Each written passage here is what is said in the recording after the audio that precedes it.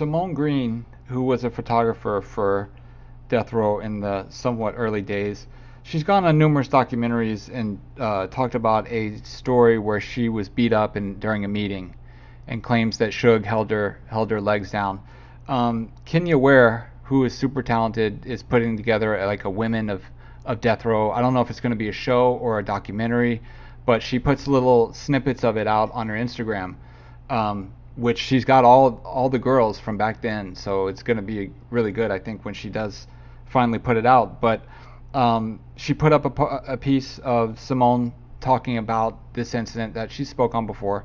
My ex-husband was Tony Green, the bass player with Dr. Dre. Suge got mad at Tony. Suge wanted me to come to the office. He had a girl stomp my face. Oh, well, he held my feet himself while they stomped me in my face. He was like, Simone, I just hate your husband. And I hadn't done anything. This girl stomped me. She kind of ruined me because of the fact that they knocked all my teeth out. It's one of those things that every morning I got to wake up and deal with it. And I'll never forget what he did. What I wanted to ask you was, had you heard about this incident, and do you have any insight as to what really happened that day? Well, I didn't see the snippet. I haven't saw that, but I hope you play it so people know what the hell you're talking about. But shout out to Kenya and whatever Kenya's working on. I hope y'all go out and support her, because Kenya Ware is a good girl. That's Dad's baby mama. But other than that, she's a stylist. She's very well respected and liked by everybody around Death Row. I don't hear nobody, y'all hear nobody ever talking bad about Kenya. But yeah, Simone lying, y'all. She trying to put David, Kenner, and Suge into the story because that's where the money is. But what happened was, it was this girl that was working for Death Row at the front desk. Her name was Kim. That's all I'm put out about her. And she was selling weed at the front desk. I had got word about her selling weed up there at the office and told Suge, hey man, that ain't a good look. Your receptionist up there selling marijuana at the front desk. You know, you need to deal with that. Somehow, I guess, Simone, who was a photographer, I think her husband or dude was a bass player, used to play a guitar, was in the industry a little bit as a musician. And Simone's from Detroit. And so she thought she was a little hood and a little tough as well. Because, you know, like I tell y'all, every neighborhood has tough people in it. Just because you from Compton or LA or Long Beach or Houston or wherever, don't make you any tougher than the next person. Every neighborhood got a tough person. So, Suge and one of his female friends that was real close with Kim, Suge was like, man, I don't have to fire Kim because Simone is saying, and he blamed it on, I think Simone, about her selling weed at the front desk, which I told you how Suge really heard about it, but I'm sure Suge knew about it or had heard rumblings of it, but he blamed it on Simone for whatever reason. And the girlfriend of Suge at the time said, man, Kim gonna fuck her up. And she was like, oh, yeah, whatever. That's Simone. She from Detroit. And she was like, shit, I tell you, Kim is a writer. Kim will fuck her up. So Suge called the meeting and had a bunch of girls and had them in there and confronted. That's how Suge was with anything. He believed in having meetings and everybody, if you say something once, you better be able to say it twice.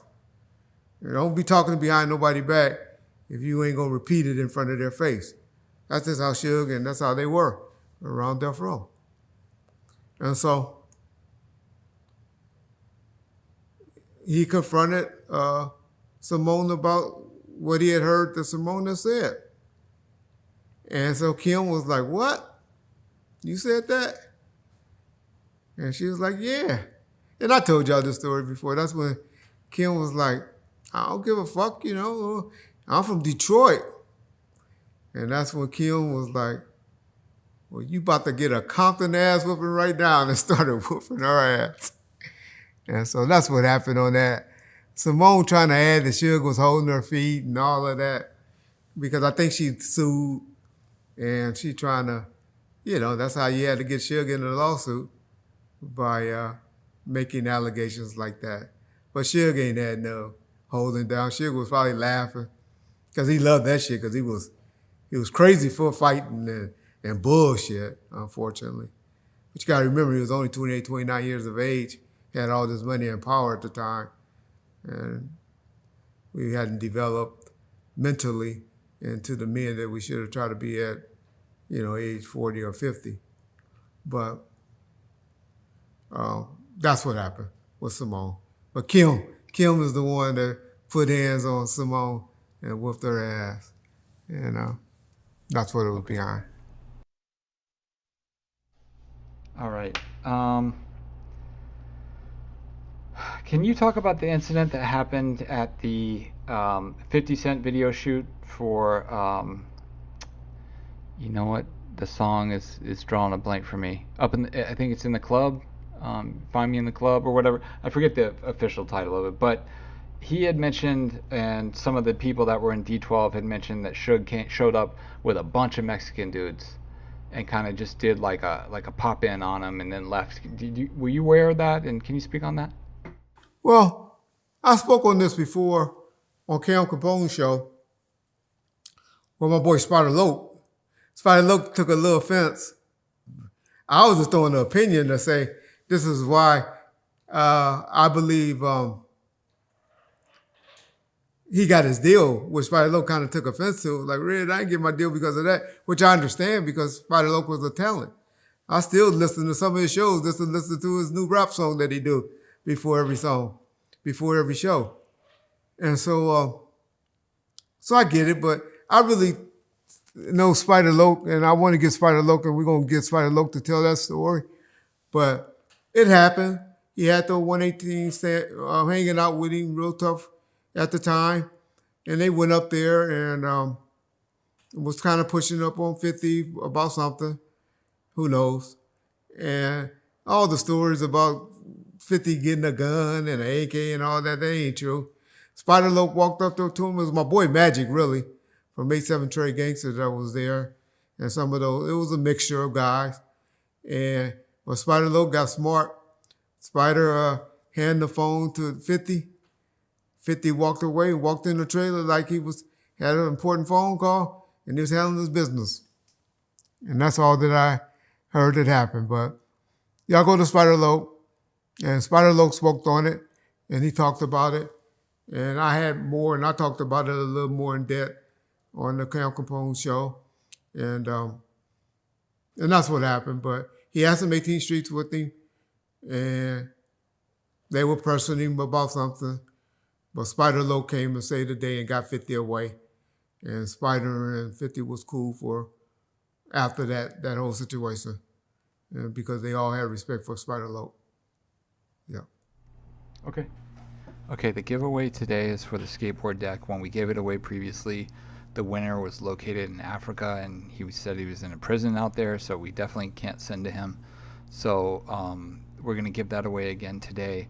To enter to win, be the first to name 3 songs that were recorded for the Machiavelli album that were on preliminary track list but never made the album. First one to win, to guess 3 correct tracks will win.